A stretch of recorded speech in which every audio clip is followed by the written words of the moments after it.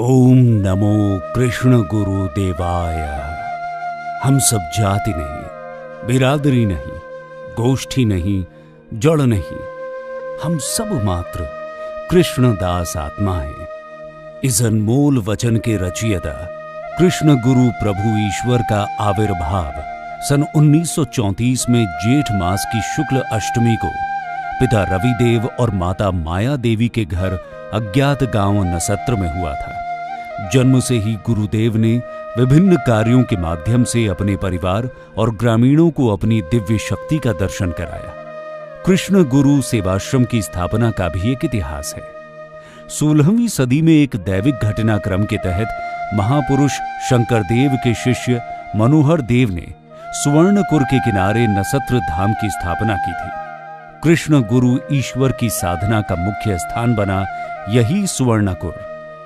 12 वर्षों की कठोर साधना के बाद गुरुदेव ने 1974 में रास पूर्णिमा के पवित्र दिन कृष्ण गुरु सेवाश्रम के नाम से इस तीर्थ स्थल की पुनः स्थापना की और आध्यात्मिकता, एकता और सद्भाव की नींव रखी। गुरुदेव ने असम के साथ ही विभिन्न राज्यों और विदेश के लाखों भक्तों को कृष्ण गुरु नाम की महिमा से अवगत कराया और ईश्वर की भक्ति का मार्ग दिखाया। गुरुदेव ने सनातन धर्म के मार्गदर्शन से सच्चे मानव निर्माण के मार्ग को सुदृढ़ किया। गुरुदेव का महान उद्देश्य एकता, समानता, मित्रता, धैर्य, ज्ञान और करुणा के माध्यम से विश्व शांति स्थापित करना है।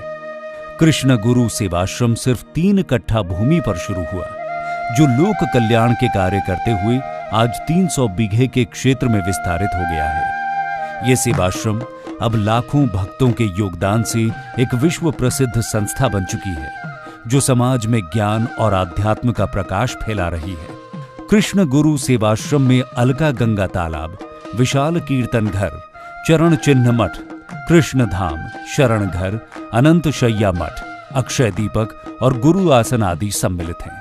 1974 में विश्व शांति के लिए 7 दिन कृष्ण गुरु एक नाम अखंड कीर्तन की शुरुआत की गई और 1988 में 1 महीना एक नाम कीर्तन का शुभारंभ किया गया। अब हर साल 7 दिन और हर 12 वर्षों में विश्व शांति के लिए कृष्ण गुरु एक नाम अखंड कीर्तन आयोजित किया जाता है, जिसमें देश विदेश से अनगिनत श्रद्धालु और भक्त समर्पण और सेवा की भावना से कीर्तन में शामिल होते हैं।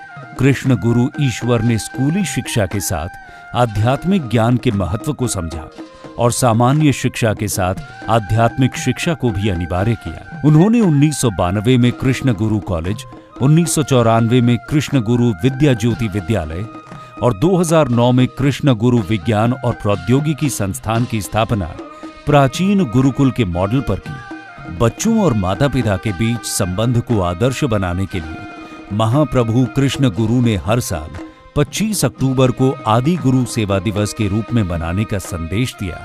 कला, विज्ञान और वाणिज्य पाठ्यक्रम के साथ ही साथ कौशल विकास, अनुसंधान और व्यावहारिक शिक्षा को मिलाकर कृष्ण गुरु आध्यात्मिक विश्वविद्यालय की स्थापना की गई है। कृष्ण गुरु ईश्वर कहते हैं कि आध्यात्मिक ज्ञान व्यक्ति को संयमी और दीर्घायु बनाता है। आध्यात्मिक ज्ञान मनुष्य को एकात्मबोध कराता है। एकात्मबोध ही जगत में शांति का मूल मंत्र है। इसलिए शिक्षण संस्थानों में आध्यात्म की शिक्षा अनिवार्य है। कृष्ण गुरु ईश्वर के महाप्रयाण के पश्चात सारी जिम्मेदारी उनके योग्य पुत्र गुरु कृष्ण प्रेमानंद प्रभु को सौंप दी गई। गुरु कृष्ण प्रेमानंद प्रभु ने अपने पिता के दिए दायित्व को भली भांति संभाला। गुरु ईश्वर ने कहा है कि ईश्वर साधना और जन कल्याण के कार्य समानांतर रूप से होने चाहिए, तभी ईश्वर साधना फलदायी होगी। देश विदेश से अनगिनत लोग शांति की खोज में, मनोकामना पूर्ति की आस में आध्यात्म के प्रणेता कृष्ण गुरु सेवाश्रम में आते हैं। कृष्ण गुरु सेवाश्रम लाखों भक्तों की सेवा और आस्था का स्थान, भक्ति और शैक्षिक आंदोलन का ध्वजवाहक बन गया है।